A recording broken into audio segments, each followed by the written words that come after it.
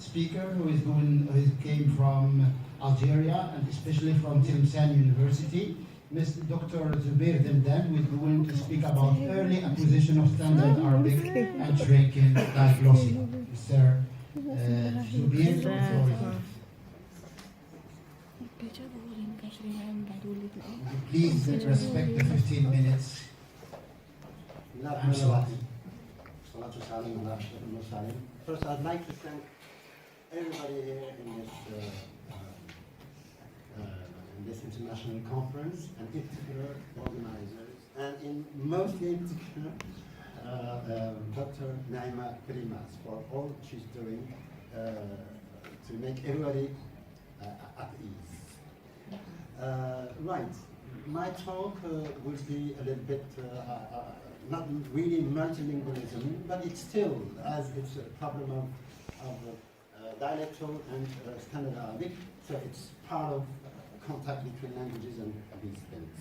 And it is, as you can see, early acquisition of standard Arabic and shrinking diglossia. This issue has been one of my preoccupations for many years.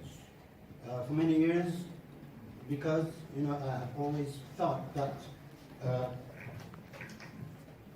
the fact that our pupils, little children, starting with the acquisition of their home dialect, and then 6 years later they go to school, they are faced with a variety which is the standard form of Arabic, which is sometimes quite distant from their own mother tongue.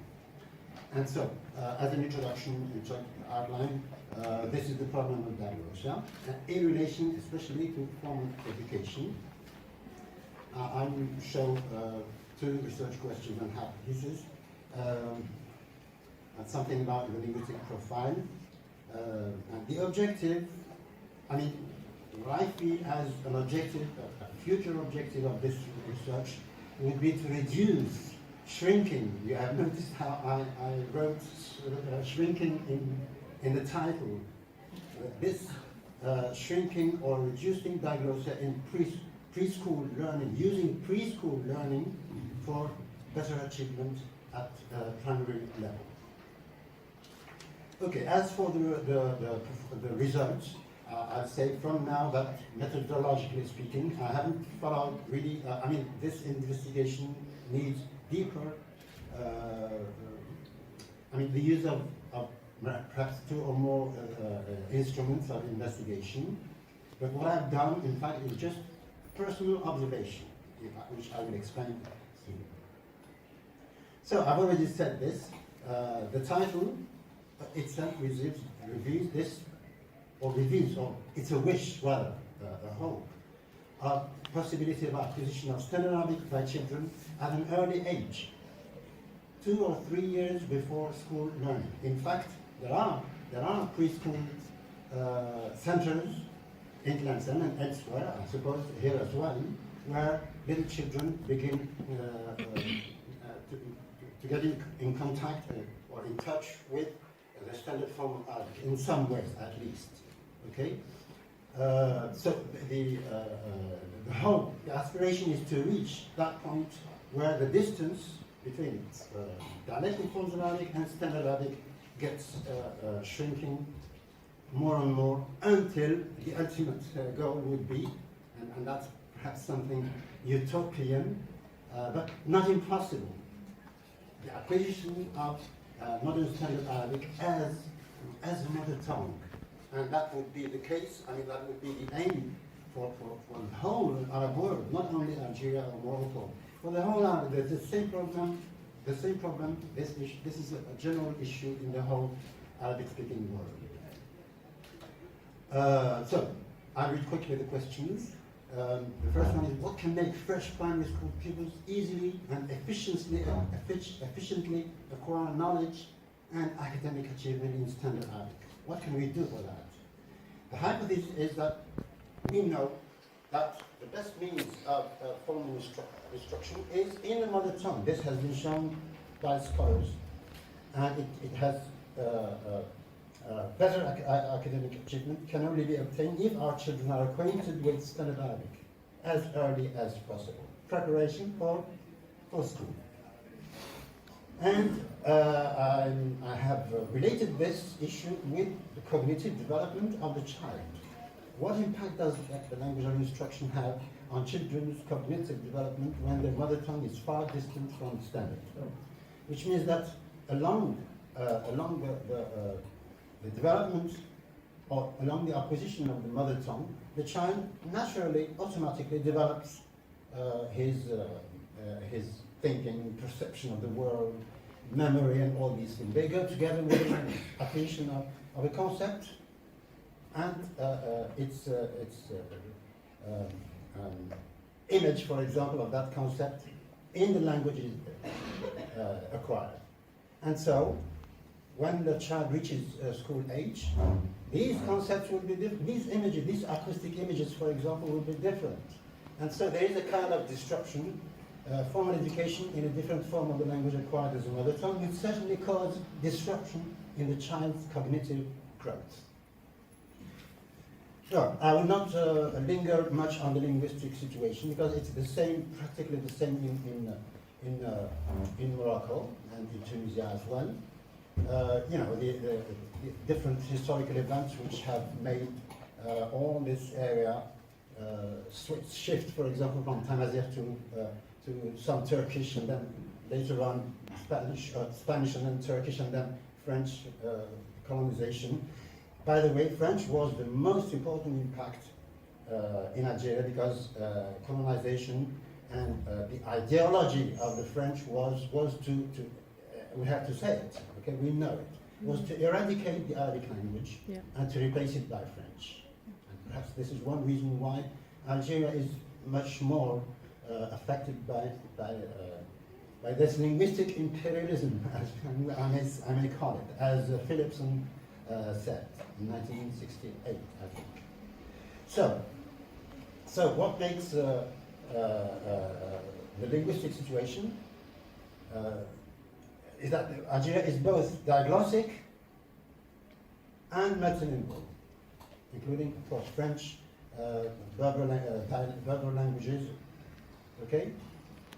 But the French linguistic and cultural influence characterize Algeria as well as Morocco and Tunisia, though perhaps, I don't know, but I don't know if I'm wrong, to a much lesser extent, but apparently after this conference I discovered that it's practically the same in Morocco, by the influence of French. So this leads us to having a different personality from the other Arab states, as Gordon says. Okay, if we take Egypt or Syria, I mean, things are different, very different from what linguistically speaking, from what has happened in our Maghreb area.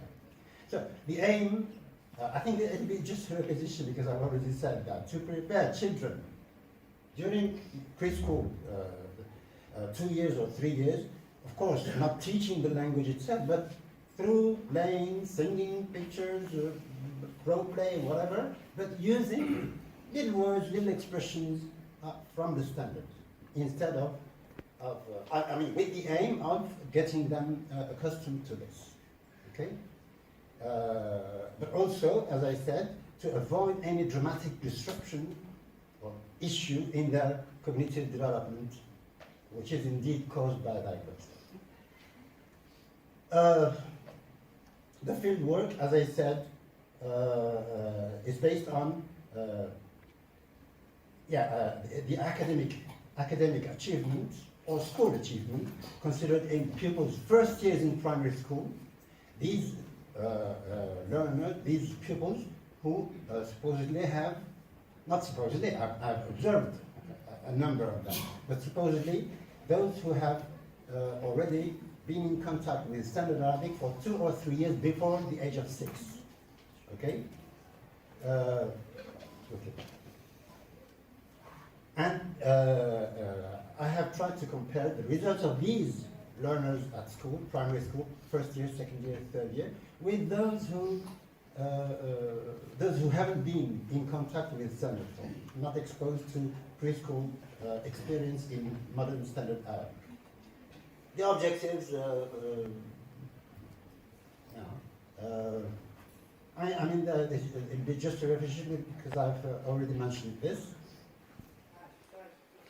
In my observation has revealed pupils' weaknesses in school, in particular those who are not exposed to standard Arabic before school, in opposition with those who have been exposed. Okay?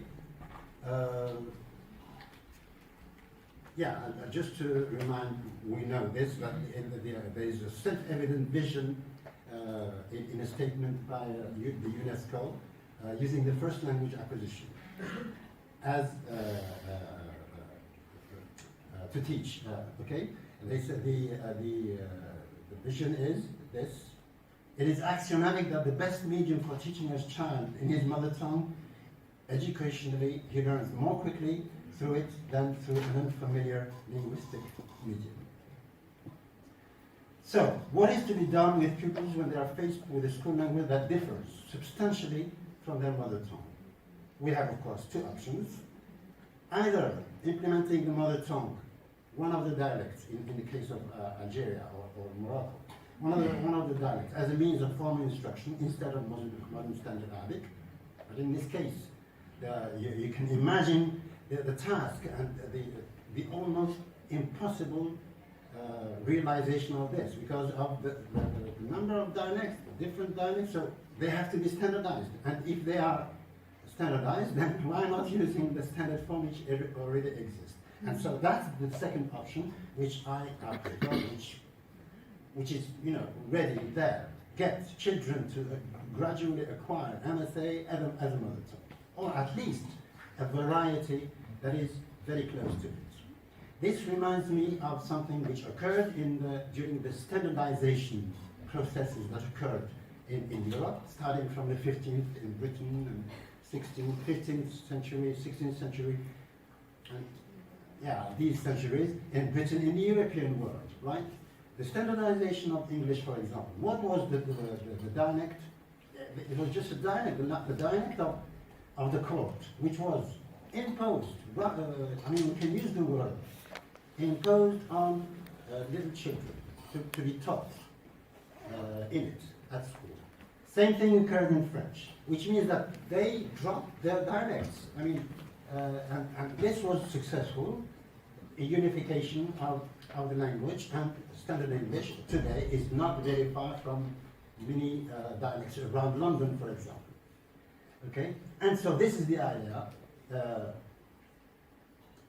I will not speak about diglossia, but this is the problem. I know time, there's only this time constraint. There's just this point which I'd like to finish with. Freeman says an important component of diglossia is that the speakers have the personal perception that the high variety is the real language and that the low variety is incorrect usage. In Arabic, people talk about the high variety as being pure Arabic and the dialects as being correct forms. So my point is, why not switch perhaps gradually or do something, but of course, as we said a few minutes ago this morning, it has to come from the top, from the language planners, language policy of each country. I think that the rest is just some explanations of.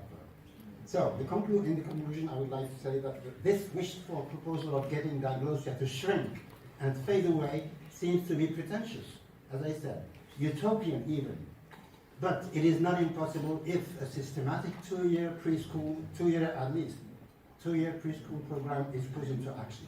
Its implementation will certainly have far-reaching positive impact on education, but also on the society as a whole. Thank you very much.